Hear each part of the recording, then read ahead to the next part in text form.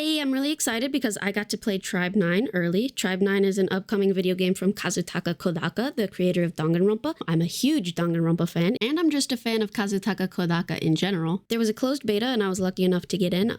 It didn't last super long, but I did get to play over 10 hours of the game, so I'm here to discuss my thoughts. So first off, what is Tribe 9?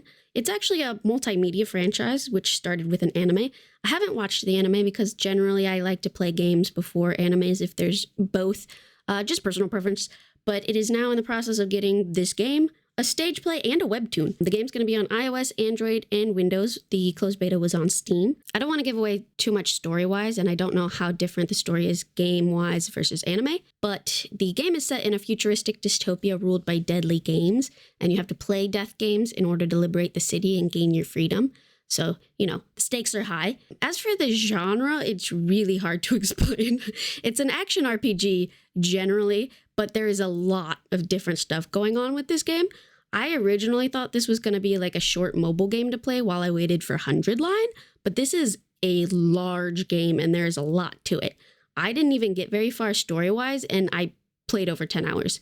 The amount of tutorials I experienced was insanely high. That said, a lot of it was things that you might already be familiar with if you play lots of games, especially if you play lots of different genres. The amount of mechanics this game has is wild. I cannot state that enough. There are death games, baseball, deck building, hack and slash, leveling, dungeons, collecting, crafting, gacha, a Tamagotchi pet thingy, puzzles, etc. I was still getting tutorials and new mechanics, so I don't even know. There's probably more. I like a lot of variety in my games, and I like to play all different kinds of genres, so for me that's exciting. But if you want something simple, this is not that. So going into it, I did not know that it had gacha aspects, and I was pretty upset when I found out that it did, because I don't support gacha games. But I'm happy to say that I'm pretty sure you can complete the game without having to spend any money if you don't want to, and you can just use the in-game currency. I don't think the gacha is necessary. I think you can experience the full story and stuff without it, thankfully. For being in beta, it was really polished, and the only issues I saw were like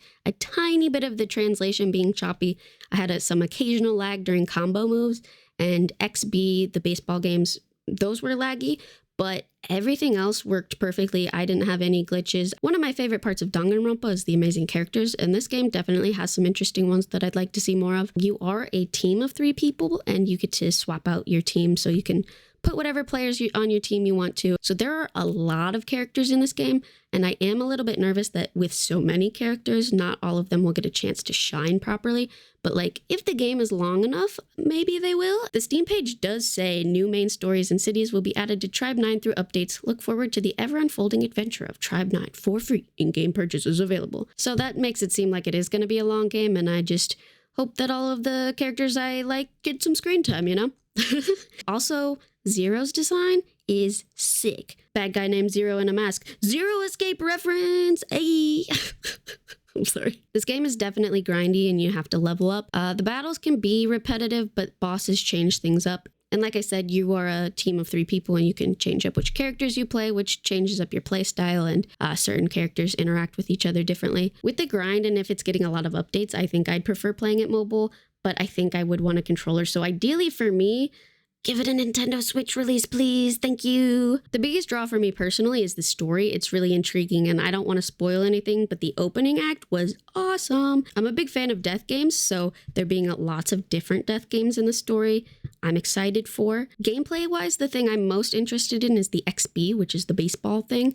It's kind of like the truth bullets in Danganronpa. So someone will go up to bat and they'll say a statement, and then you have different responses you can pick from, and then you launch them at them as baseballs. And as someone who desperately misses Danganronpa, I am very excited for that. The first death game was kind of just a fetch quest. That makes me sad, but I'm hoping the other games will have more new interesting mechanics. The art style and the graphics I'm a big fan of. I really like the character design. Overall, I had fun, and I'm definitely going to play it when it comes out, especially since it's going to be free. The highlights for me are the story, the characters, the art, and just the variety. The things I'm worried about are the gacha aspect and the grindiness, but like I said, I'm pretty sure you can play the game without the gacha. When the beta ended, they sent us all surveys, and I know a lot of people put on there that it should be a little less grindy, so I do think they're going to be adjusting that. So if you're looking for Danganronpa or Zero Escape style gameplay, this definitely isn't that, and if you just want story, you might just want to watch the anime. But if you're a fan of RPGs, you like games with lots of mechanics and features, but if you like action RPGs, variety, death games, then this might be for you. I didn't want to spoil a ton in this video, but there is a lot more information out there if you are interested in delving deeper into the story and things. I do have footage of the first chunk of the game. If anybody's interested in that, I might post it. But yeah, that was basically my experience with Tribe 9. It was really fun being part of a closed beta. It felt like I was in an exclusive club. I'm excited to see and play more, and I'm really excited for 100 Line. Have you guys watched the trailer? It looks sick. If you have any questions, I'll try my best to answer them, and if you have any thoughts, let me know. But that's it for now. Bye!